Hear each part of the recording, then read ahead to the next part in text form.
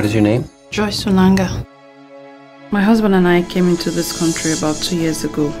Babe, you are not going to believe this. What makes you think it will be a boy? It's going to be a boy, trust me. Our visa's expired. They want us to leave the country, big deal.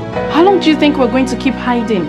As soon as the baby is born and he has his US passport, we will all move back to Nigeria. I promise.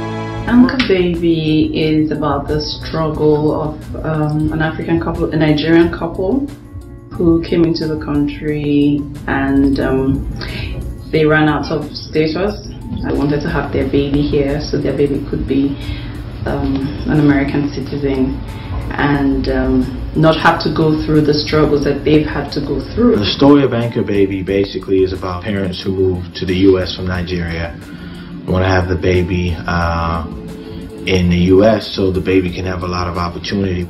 And you know, it's actually a story that happens a lot. In a lot of ways, I'm an Anchor Baby. You were offered voluntary departure from this country 3 months ago and you failed to leave the country.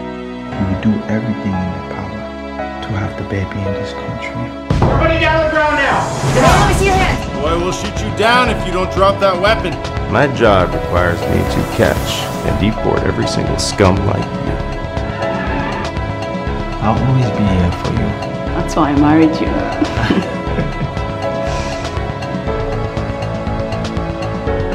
Susan Beth.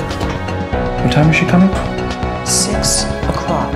Well, I was attracted to the script because it's really juicy, and as you watch the movie, you'll understand how many twists and turns and how many things come up in the movie, and it's very subtle. You're dealing with immigrants that are doing the best that they can for their families and their kids, and to play a character that just doesn't care because she's doing her job, and yeah, that is tough. He's the leader of a team that works for the U.S. Customs and Immigration Enforcement Unit, so nicknamed ICE. He's a little bit of a military guy and probably had a military background to him. So he's a little more hard-assed than most of them. But I spent about 3-4 years of my childhood in Africa. And there, my parents were very rich. We had everything. We had butlers and all this. And then when we moved to London, and I'll never forget this, we were living in like a really small apartment. And it hit me one day. I was like, Dad, you know, how come we don't have a big house like we had in Ghana and all these butlers and maids and all this? And my dad said, oh, son, that's because we're waiting for them to ship all our money from Africa to here, and then we'll have all that. So I was like, cool. 10 years later, we still living in the same place. We can make them, unless you want the government to put you on the news as a terrorist. Can I see your Nigerian passport, please? Hey, speak English? What's your name? O.J. Rosario. Mr. Rosario, I take this your wife. We ain't do nothing wrong, man. I'll do it. You'll do what? John, you won't understand because you're not a woman. Well, I have never seen anyone who was that detailed. I mean, Lonzo doesn't joke. He knows everything. He knows what he wants to do. He knows what he wants to achieve, and he goes for it. I mean, it's awesome. I totally enjoy working with him, and I want to work with him again. For me, he knows how to coach me through and knows when he's redirecting. It's the way that he speaks to the actors, which really makes you think about your role and really helps you get into the mind of the character. And the fact that he's written the screenplay himself and is directing it is always has pros and cons, but I think in this case it's working to his favor because he knows what he wants when he decides to make the decision. He's very confident. Just begin. I can be straight on if you like. Just something different. It's a good thing about Sam Sapong. What he actually did was that he took a dialect training class. Yeah, he had a dialect coach. Harry is a very articulate individual in terms of understanding the script and what it's about. She was interested right from the get-go.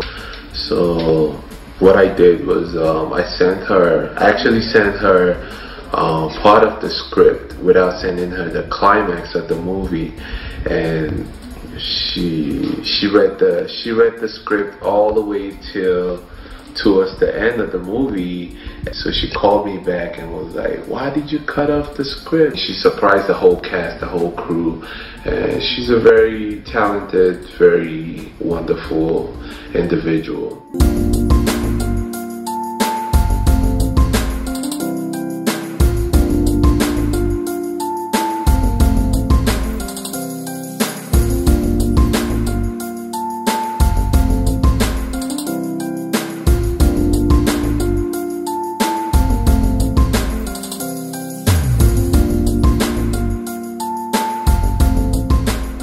Understand the implications of what the two of you have done? Why are you crying? Please, listen to Mama. Por favor, hijo. Oh, I feel so all alone.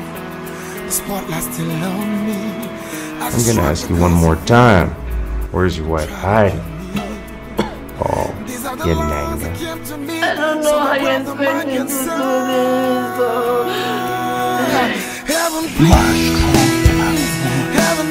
You hear me? If I could only just have 1 minute to tell her how I feel. Heaven, please.